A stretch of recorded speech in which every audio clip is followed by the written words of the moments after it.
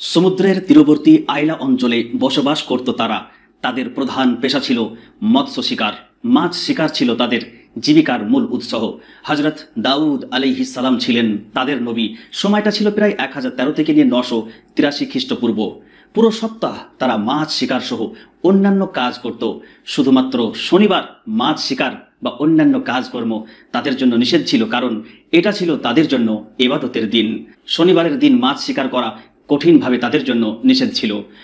প্রথম তারা আল্লাহর হুকুম মান্য করে চলত। তবে একদিন এক দুষ্টু প্রকৃতির লোক ফন্দি বের করল। শনিবার যেসব মাছ তীরবর্তী হয় সেগুলোকে সুতো দিয়ে আটকে রেখে রবিবারে ধরে নিয়ে আসতো। সে এত বেশি মাছ বাড়িতে নিয়ে আসতো যা দেখে অন্যান্যরা অবাক হয়ে যেত। লোকজন তাকে জিজ্ঞাসা করলে সে বলতো, আমি তো রবিবারে মাছ শিকার করেছি, আমি শনিবারে তো মাছ শিকার করিনি। অল্প কিছু দিনের মধ্যেই তার এই কৌশল জানাজানি হয়ে যায় এবং আরও কিছু লোক তার কৌশল অবলম্বন করতে শুরু করে।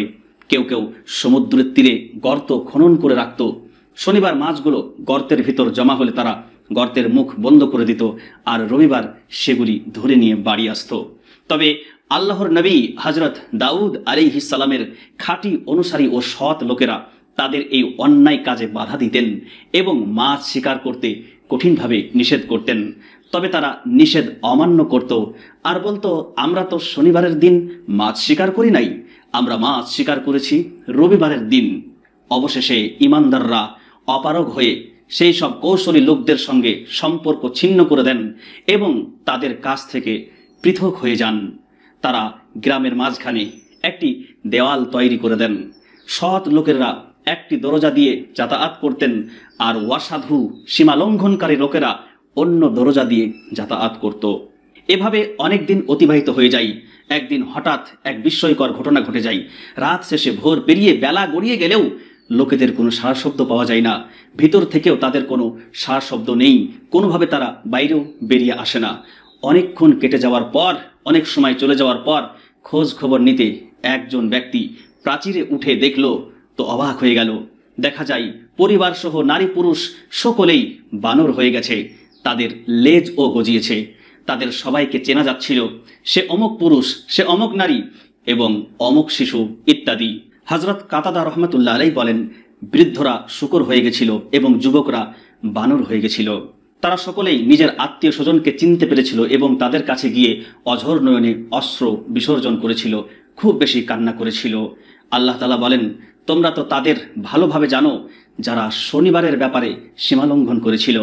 আমি তাদের বলেছিলাম, তোমরা নিকৃষ্ট বানর হয়ে যাও। অতঃপর আমি এই ঘটনাকে তাদের সমসাময়িক ও পরবর্তীদের জন্য দৃষ্টান্ত হিসাবে এবং আল্লাহ ভীরুদের জন্য উপদেশ হিসাবে রেখে দিলাম। সূরা বাকারা 65 থেকে 66 নম্বর আয়াত। এই আয়াতের ব্যাখ্যায় তাফসিরে জালালাইন, তাফসির ইবনে কাসির সহ প্রায় সকল তাফসিরে উক্ত ঘটনা লেখা রয়েছে। তারা বাঁদর হয়ে যাওয়ার পর 3 দিন পর্যন্ত জীবিত ছিল এবং তারা খুব কান্না করেছিল আত্মীয় স্বজনের হাত ধরে। এইভাবে তারা নাক মাটিতে ঘষতে ঘষতে মারা যায়। তবে বর্তমান পৃথিবীতে বসবাসকারী বানর তাদের উত্তরসূরি নয়। হাদিস শরীফের মধ্যে এসেছে, হযরত আব্দুল্লাহ ইবনে মাসউদ রাদিয়াল্লাহু তাআলা আনহু থেকে বর্ণিত, একদিন কয়েকজন সাহাবী রাসূল সাল্লাল্লাহু আলাইহি সাল্লামকে জিজ্ঞাসা করলেন, হে রাসূল, বর্তমান এই যুগের বানর শূকরগুলি কি সেই ইহুদি সম্প্রদায়ের উত্তরসূরি? রাসূল সাল্লাল্লাহু আলাইহি সাল্লাম বলেন, আল্লাহ তাআলা যখন কোনো সম্প্রদায়কে ধ্বংস করে দেন কিংবা তাদের উপর আযাব নাজিল করেন তখন তাদের বংশধররা থাকে না। আর বানর শূকর পৃথিবীতে তাদের আগেও ছিল, ভবিষ্যতেও থাকবে। তো প্রিয় দর্শক মণ্ডলী, আল্লাহ তাআলার নাফরমানি করার জন্য তাদের উপর এই আযাব নাজিল হয়েছিল।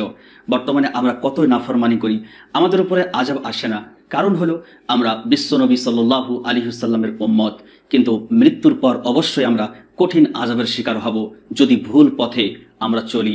আল্লাহ ও রাসূলের নাফরমানি করে জীবনযাপন করলে কোনোভাবেই পরকালে কল্যাণ পাওয়া যাবে না। তাই সময় থাকতে আল্লাহ রব্বুল আলামিনের বিধান মেনে নিতে হবে। নবী সাল্লাল্লাহু আলাইহি সাল্লামের দেখানো পথেই আমাদেরকে চলতে হবে, সেই পথেই কল্যাণ রয়েছে। তো আশা করি এই ভিডিওটি দ্বারা আপনারা অনেক কিছু শিখতে পেরেছেন। যদি ভিডিওটি ভালো লাগে তাহলে লাইক করবেন এবং বন্ধুদের সঙ্গে শেয়ার করবেন। আর এমনই সুন্দর সুন্দর ভিডিও পেতে গেলে চ্যানেলটি সাবস্ক্রাইব করে নেবেন।